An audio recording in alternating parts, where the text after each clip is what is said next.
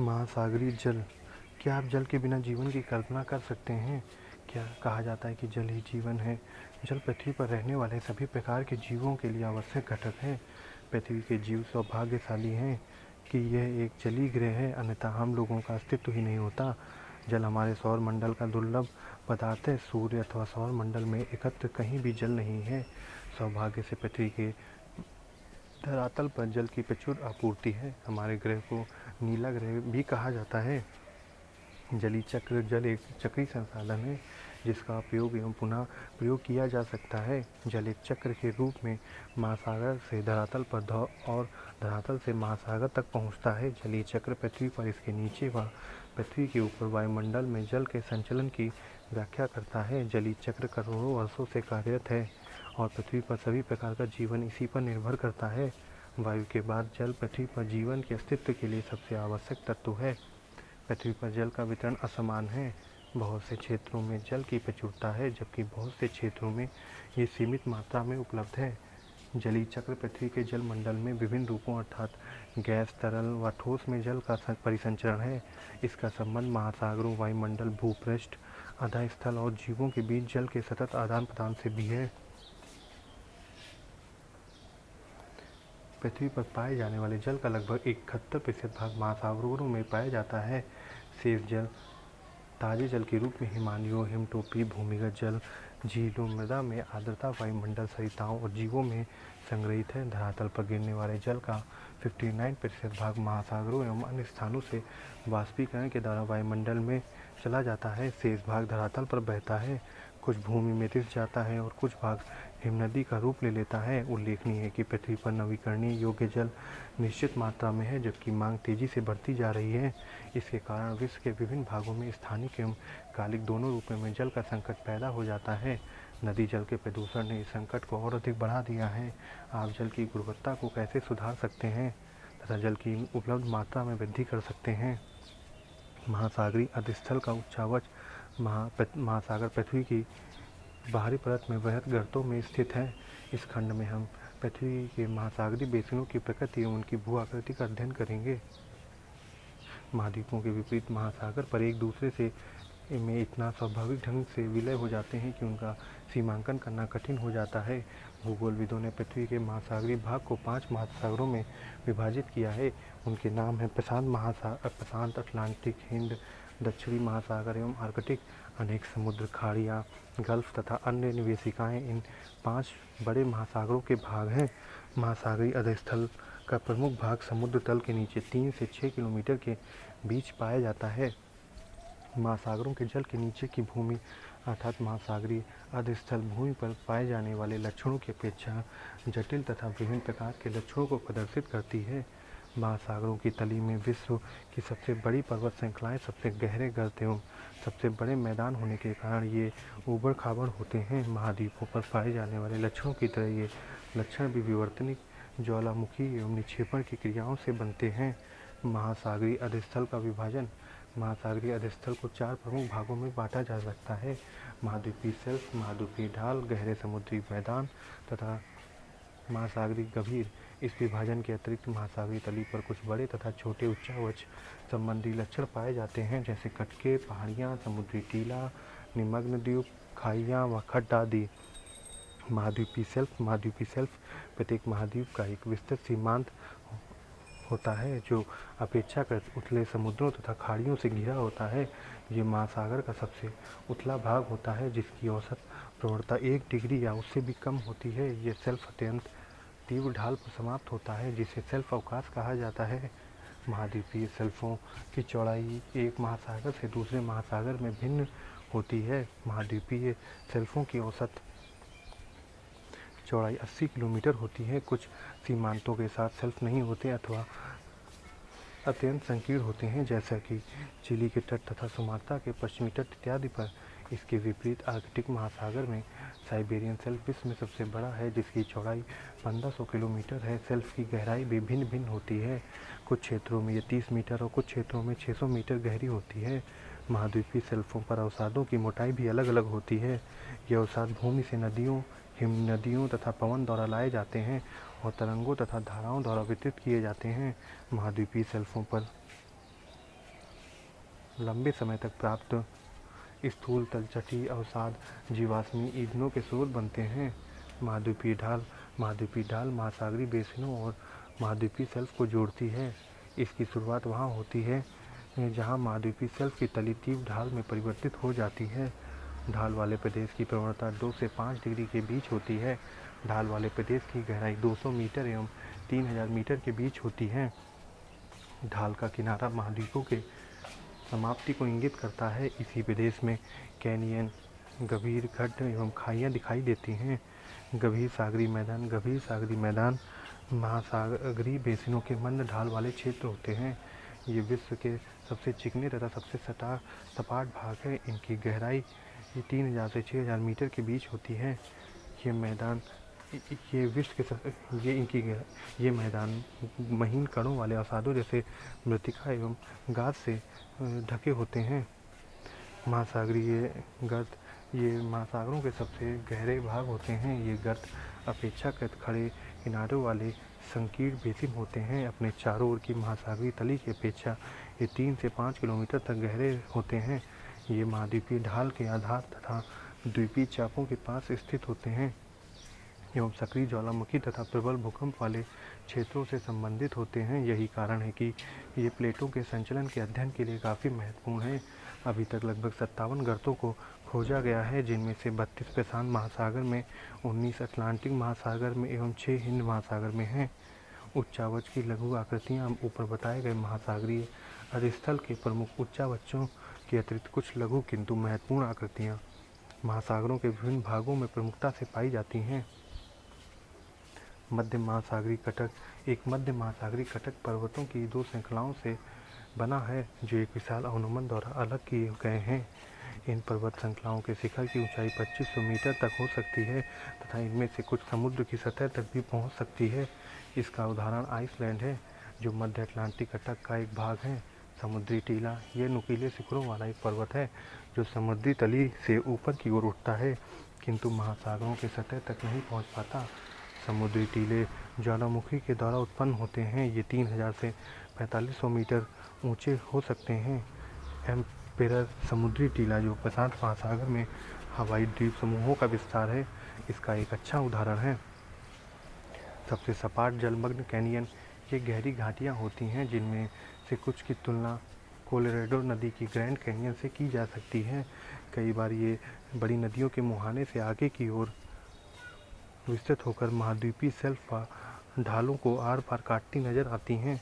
Hudson canyon विश्व का सबसे अधिक जाना माना कैनियन है। निमग्न द्वीप ये चपटे शिखर वाले समुद्री टीले हैं। इन चपटे शिखर वाले जलमग्न पर्वतों के बनने की अवस्थाएं क्रमिक अवतरण के साक्ष्यों द्वारा प्रदर्शित होती हैं। अकेले प्रशांत महासागर में अनुमानतः 10,000 से अधिक समुद्री टीले एवं निमग्न द्वीप अवस्थित हैं। प्रवाल द्वीप ये उष्णकटिबंधीय महासागरों में पाए जाने वाले प्रवाल भित्तियों से युक्त निम्न आकार के द्वीप हैं, जो कि गहरे अवनमन की चारों ओर से घेरे हुए होते हैं। ये समुद्र का एक भाग हो सकता है या कभी कभी ये साफ, खारे या बहुत अधिक जल को चारों तरफ से घिरे रहते हैं। महासागरीय जल का तापमान इस खंड में विभिन्न महासागरों में तापमान को स्थानिक एवं ऊर्ध्वाधर भिन्नताओं के बारे में बताया गया है। महासागरीय जल भूमि की तरह सौर ऊर्जा के द्वारा गर्म होते हैं। स्थल की तुलना में जल के तापन व शीतलन की प्रक्रिया धीमी होती है। तापमान वितरण को प्रभावित करने वाले कारक महासागरीय जल के तापमान वितरण को प्रभावित करने वाले कारक हैं। अक्षांश, ध्रुवों की ओर प्रवेशी सौर विकिरण की मात्रा घटने के कारण महासागरों के सतही जल का तापमान विषुववृत्त से ध्रुवों की ओर घटता चला जाता है। स्थल एवं जल का असमान वितरण उत्तरी गोलार्ध के महासागर दक्षिणी गोलार्ध के महासागरों की अपेक्षा स्थल के बहुत बड़े भाग से जुड़े होने के कारण अधिक मात्रा में ऊष्मा प्राप्त करते हैं। सनातन पवनें स्थल से महासागरों की तरफ बहने वाली पवनें महासागरों के सतही गर्म जल को तट से दूर धकेल देती हैं, जिसके परिणाम स्वरूप नीचे का ठंडा जल ऊपर की ओर आ जाता है। परिणाम स्वरूप तापमान में देशांतरीय अंतर आता है। इसके विपरीत अभितटीय पवनें गर्म जल को तट पर जमा कर देती हैं और इससे तापमान बढ़ जाता है।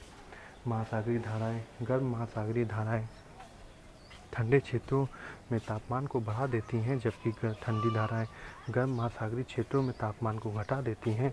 गल्फ स्ट्रीम गर्म धारा उत्तर अमेरिका के पूर्वी तट तथा यूरोप के पश्चिमी तट के तापमान को बढ़ा देती हैं, जबकि लेब्राडोर धाराएं ठंडी धारा उत्तर अमेरिका के उत्तर पूर्वी तट के नज़दीक के तापमान को कम कर देती हैं। ये सभी कारक महासागरीय धाराओं के तापमान को स्थानिक रूप से प्रभावित करते हैं। निम्न अक्षांशों में स्थित परिवेष्टित समुद्रों का तापमान खुले समुद्रों की अपेक्षा अधिक होता है, जबकि उच्च अक्षांशों में स्थित परिवेष्टित समुद्रों का तापमान खुले समुद्रों की अपेक्षा कम होता है। तापमान का ऊर्ध्वाधर तथा क्षैतिज वितरण। महासागरीय जल की तापीय गहराई का पार्श्व चित्र ये दिखाता है कि बढ़ती हुई गहराई के साथ तापमान कैसे घटता है। पार्श्व चित्र में महासागर के सतही जल एवं गहरी परतों के बीच सीमा क्षेत्र को दर्शाता है। ये सीमा समुद्री सतह से लगभग 100 से 400 मीटर नीचे प्रारंभ होती है एवं कई सौ मीटर नीचे तक जाती हैं। ये सीमा क्षेत्र जहाँ तापमान में तीव्र गिरावट आती है, ताप प्रवणता थर्मोक्लाइन कहा जाता है। जल के कुल आयतन का लगभग 90% गहरे महासागर में ताप प्रवणता थर्मोक्लाइन के नीचे पाया जाता है।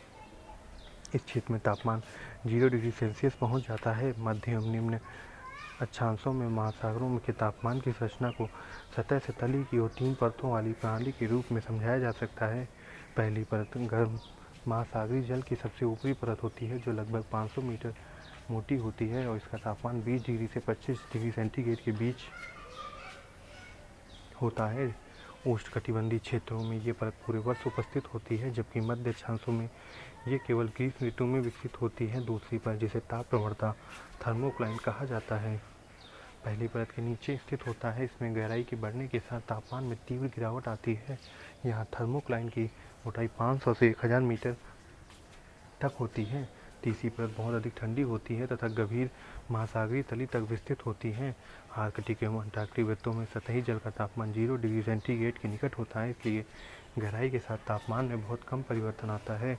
यहाँ ठंडे पानी की जलवायु एक ही परत पाई जाती है, जो सतह से गंभीर महासागरीय तली तक विस्तृत होती है।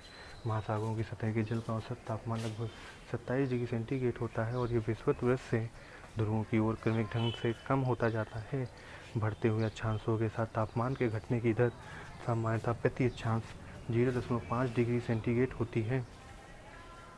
औसत तापमान 20 डिग्री अक्षांश पर लगभग 22 डिग्री सेल्सियस, 40 डिग्री अक्षांश पर 14 डिग्री सेल्सियस तथा ध्रुवों के नज़दीक 0 डिग्री सेल्सियस होता है।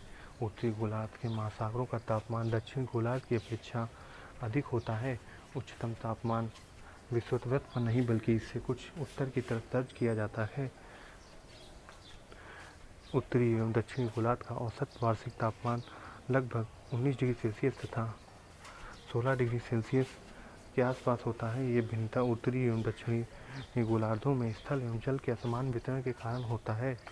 चित्र 13.4 में महासागरीय सतह के तापमान के स्थानिक प्रारूप को दिखाया गया है।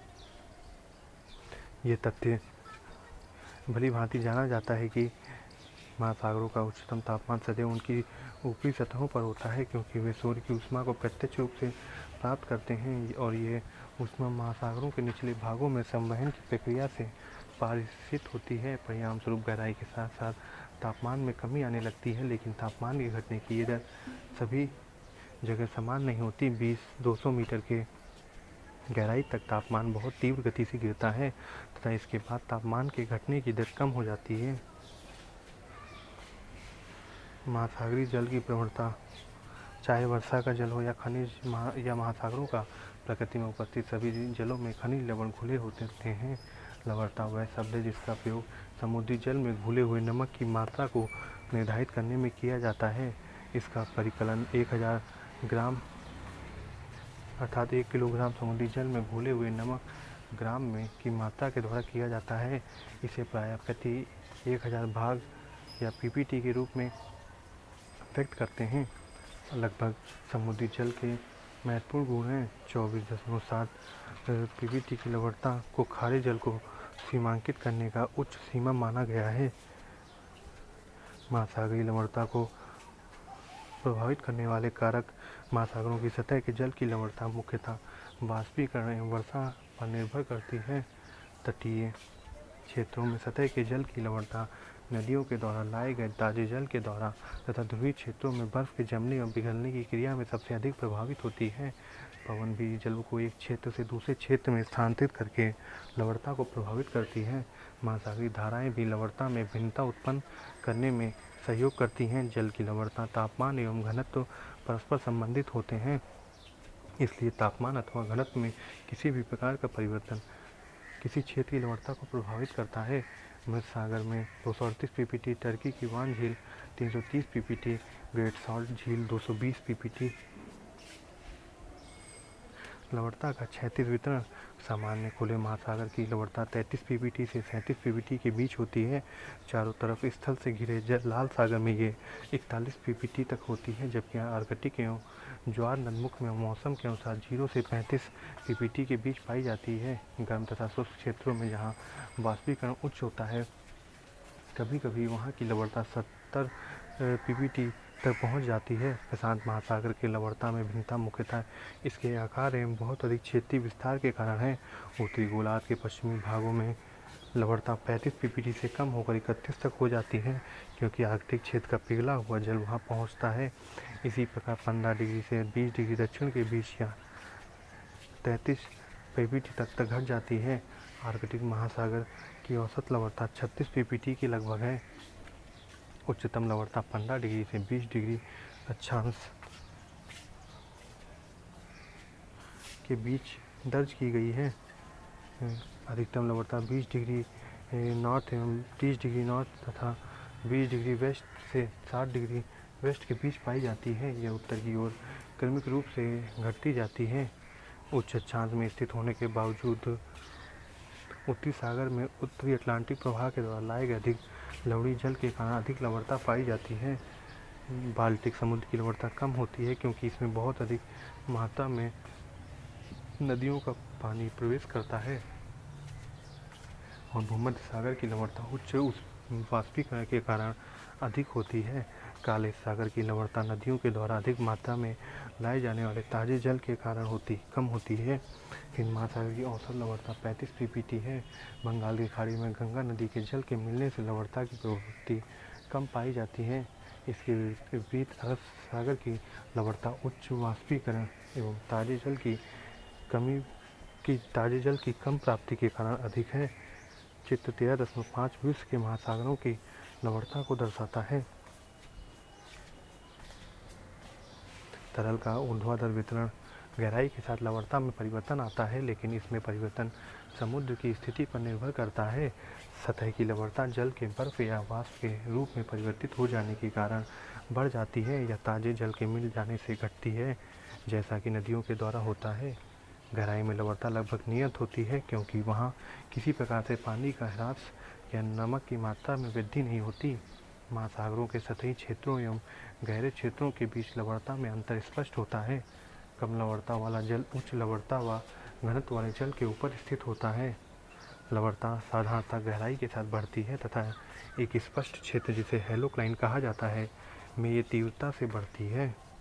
लवणता समुद्री जल के घनत्व को प्रभावित करती है तथा महासागरीय जल के स्थिरीकरण को प्रभावित करता है। यदि अन्य कारक स्थिर रहें तो समुद्री जल की बढ़ती लवणता उसके घनत्व को बढ़ाती है। उच्च लवणता वाला समुद्री जल प्रायः कम लवणता वाले जल के नीचे बैठ जाता है। इससे लवणता का स्थिरीकरण हो जाता है।